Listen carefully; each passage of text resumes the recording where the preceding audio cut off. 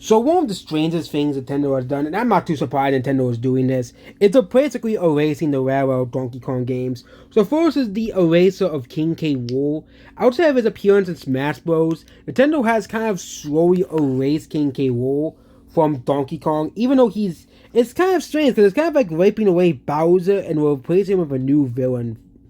Just like that.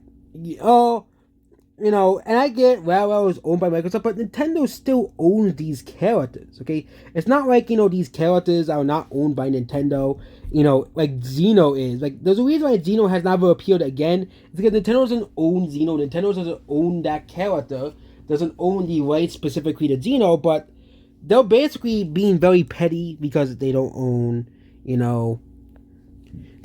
these characters, so therefore they should not be, you know, they should not, they should not be in anything anymore. And it is kind of sad because Nintendo is just getting rid of history and changing things because they're petty over Rare being owned by Microsoft. And Nintendo has been doing this for the past decades.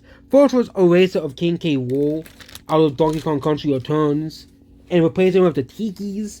Then it was, them changing Donkey Kong's design back to the pre-Donkey Kong Country design, because that was how it was in pre-Donkey Kong Country. Again, I'm fine with the pre-Donkey Kong Country design. It's still Donkey Kong at the end of the day. All they did was make him, more cartoony and expressive. And then it was in the Mario movie where they basically, outside of the Kong characters, they kind of basically just got rid of the whole well-inspired Donkey Kong things and just made them all inspired by Donkey Kong Country Returns. And the same thing in Nintendo Park as well. There was no sign of King K. Rool, Kremlins, or any old Donkey Kong characters outside of the Kong family. But I think Nintendo, of course, wants to keep the Kong family, obviously, as well. But I do think they are going to try to change those characters as well to basically kind of change the rare designs. But the problem is those characters are much harder to change to Donkey Kong because then people will really be upset. Thing is, Donkey Kong had a design before Rare, and yeah, now they're changing back to the old design as well.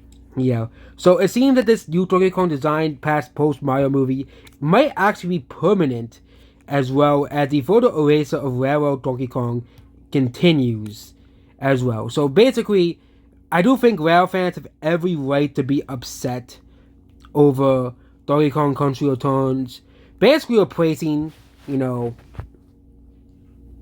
Kong as well. But that's about this video here. Goodbye.